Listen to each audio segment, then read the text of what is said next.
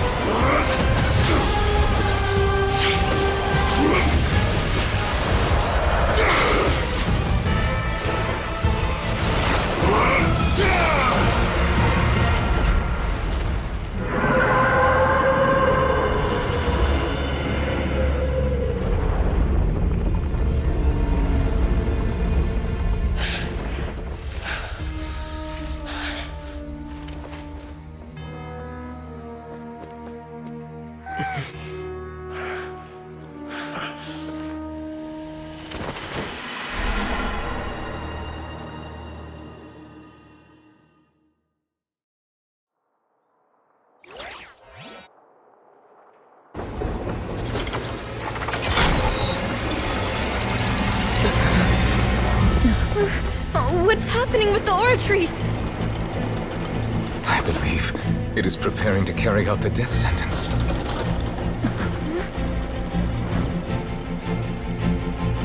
Farina!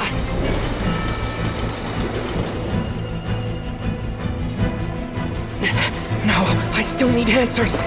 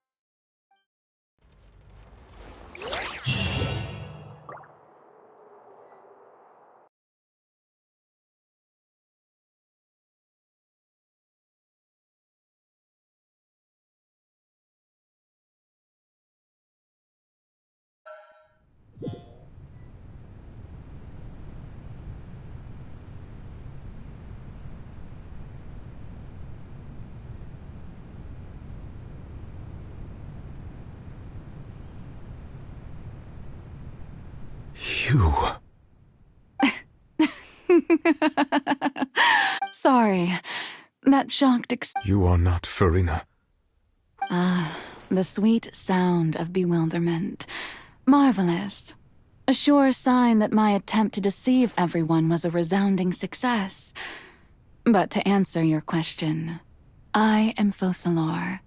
You know, the god. Focalor. Why did you deceive us? Oh, that wasn't my goal, of course. Goodness, no. But I had to fool everyone else, too, if I was to stand any chance of deceiving the heavenly principle. Deceiving the heavenly principles. It's all because of that pernicious prophecy. Dreadful, wasn't it?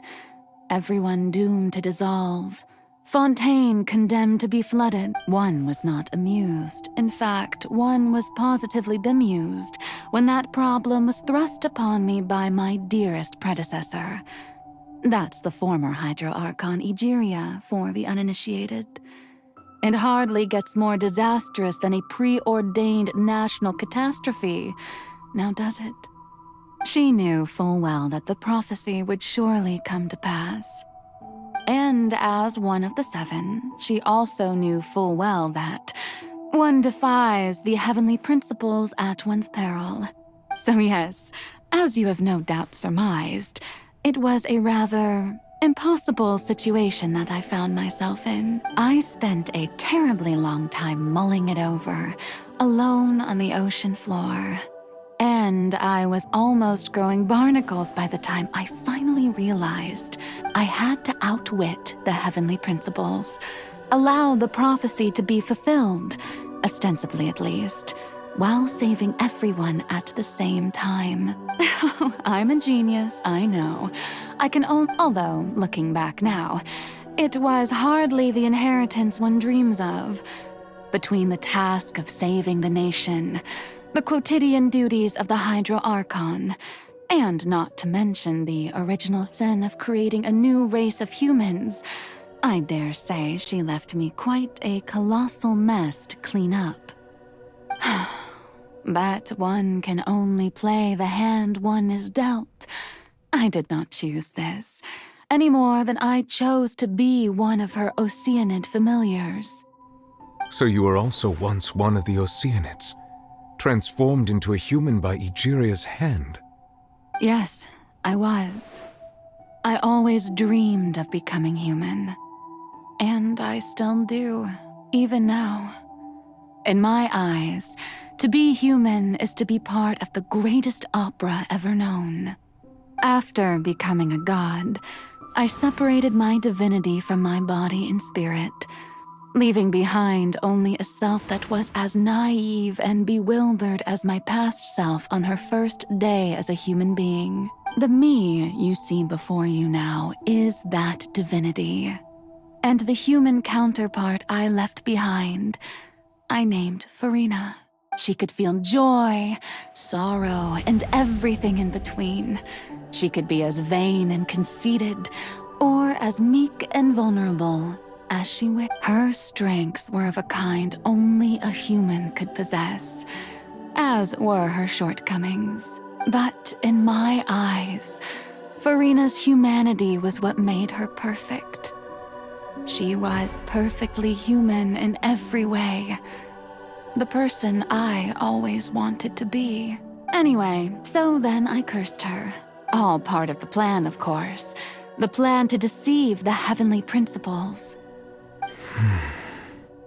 Do you still remember the final scene of the prophecy? The Hydra Archon alone, weeping on her throne. In order that the prophecy might appear fulfilled, I invited Farina to be an actress, to play the part of the Hydro Archon in the prophecy. Under the curse I placed on her, so long as I, Focalor's divinity, continued to exist, she could not die. But nor was she free to live her life in the pursuit of happiness. Instead, she was forced to take the stage in the opera house, to embrace the role of leading lady, to forever play the part of the god from the prophecy, all to create a deceitful appearance of that prophecy coming to pass. I suppose now you probably understand why your court is called the Opera Epiclese. But Farina is only human, isn't she?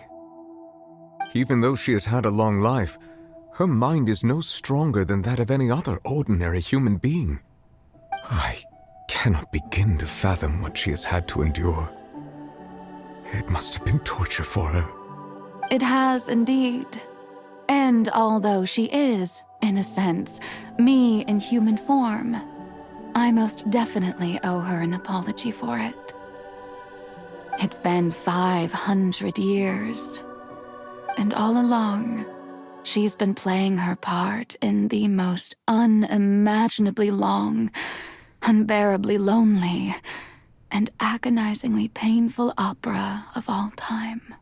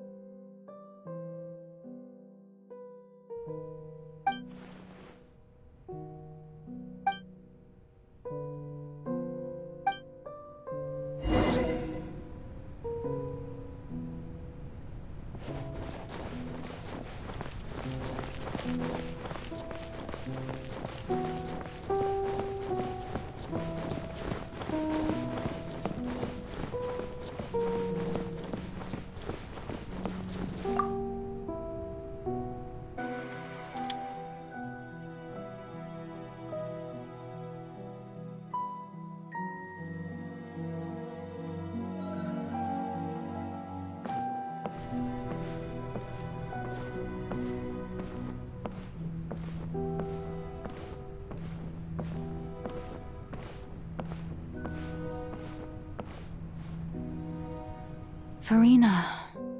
Farina. Huh? Who's that? Who's calling me? Where are you? Be not nervous. Be not afraid. I am before you. Wait a moment. You're mirror me? How can this be? Mirror. Mirror me. What do you wish to say? The prophecy. What prophecy? The people will all be dissolved into the water. Oh, very good. Even Farina doesn't know the truth. Yes, it had to be done. To deceive the heavenly principles, you must first deceive yourself. She did very well. If she had let her resolve falter even once in these 5 centuries, Fontaine would have been doomed to the most tragic fate. It seems that trusting humanity was the right decision after all. I believe that I understand how your deception works, but that is only half the truth, is it not? How would you build on this foundation to save the people of Fontaine? That is the most important thing. Ah, good. Of course, the Iudex of Fontaine has pinpointed the crux of the issue. I'm sure you've long sensed that the Oratrice is no simple machine, yes? I've always suspected that it had its own consciousness. And Lenny did mention that he heard a human voice within the core chamber. It now seems that that person was you, hidden within the machine all along. Am I right? And then I became one with the Oratrice, taking Fontaine's gnosis with me. Yes, it would seem so, wouldn't it? Alas, your understanding of this device still lacks sufficient depth. In truth, it is no enactor of justice. It is, in fact, a device created to kill the god of justice. I beg your pardon? Oh, you have it. And to be more precise, not only will the Oratrice take down the god of justice, it will also take down the divine throne upon which she has been placed. I mean, did you think I would be the sort to enjoy peaceful repose while Farina suffered?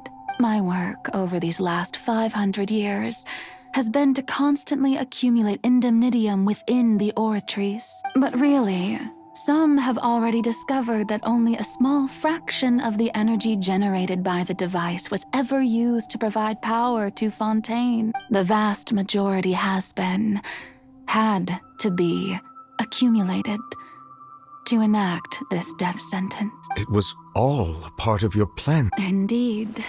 This power, accrued over 5 centuries, could have sustained Fontainians for millennia had it only been used for that purpose. Almost all of it has now been stored within the Oratrice, but only power of the— So the Oratrice's call for death was for neither Farina nor Focalor, but for the Hydro Archon. The destruction of that divine throne. If I do not misunderstand your intent, you must be— returning what's rightfully yours to you, of course. In other words, this was all done to return the authority of the Hydro Archon to the Hydro Dragon of this planet. But—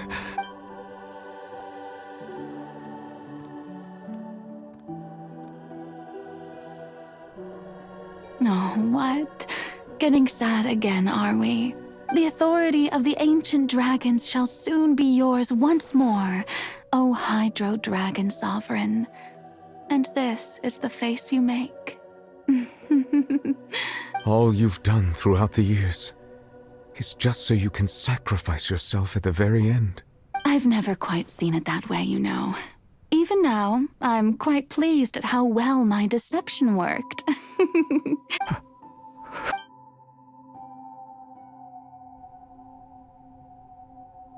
Hydro Dragon, don't cry.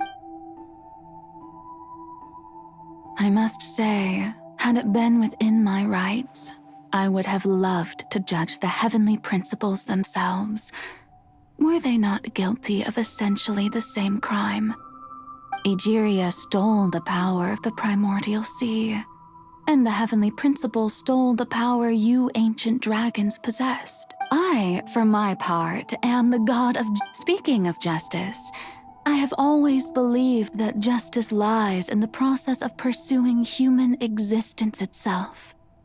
So, if the theft of the primordial sea's might was Fontaine's original sin, then, leaving matters of procedural... In other words, existence was defying the prophecy and ensuring that Fontaine's people shall live on. That should be the justice enthroned over all others. At this point, we, whether it be myself or all other Fontainians, have shouldered the burden of this sin for far too long. Iudex Nervillet, the highest judge in our land, when you regain your full power as an elemental sovereign, what verdict shall you pass upon us?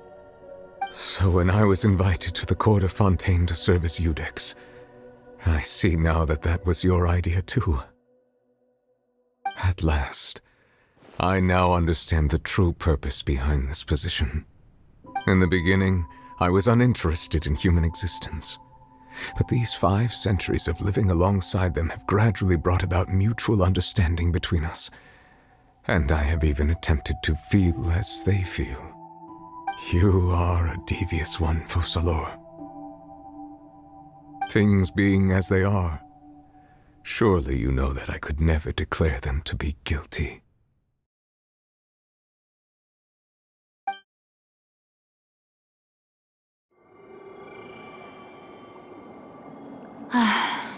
The hour of my execution is almost here. For the sinner, the curtain call has come.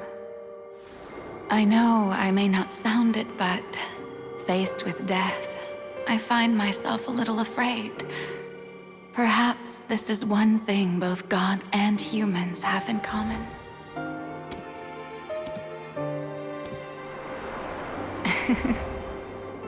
Farewell, Nervillet. I hope you've enjoyed the part you played these 500 years.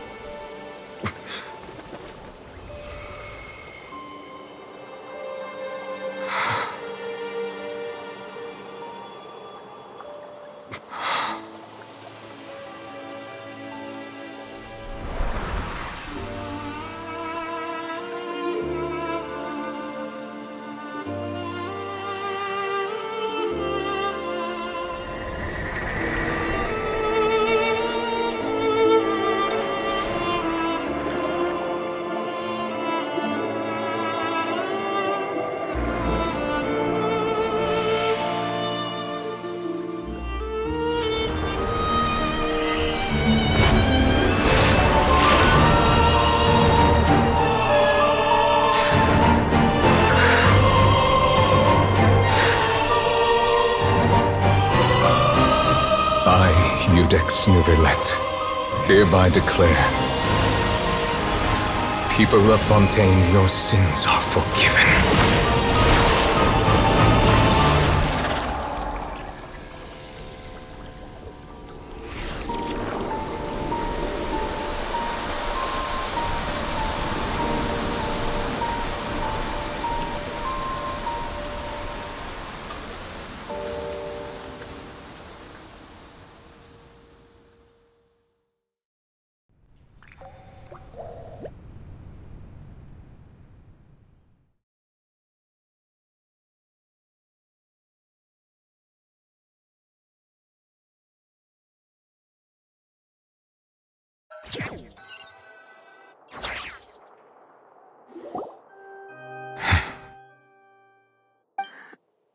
What just... Was that bright light some...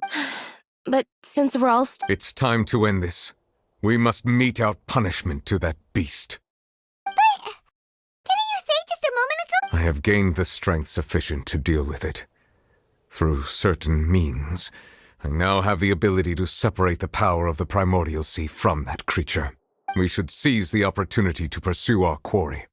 Traveler, now that the oratories can no longer function, I require an executor to help me mete out justice. The root of the calamities befalling... Come with me, traveler. The hour of execution has come.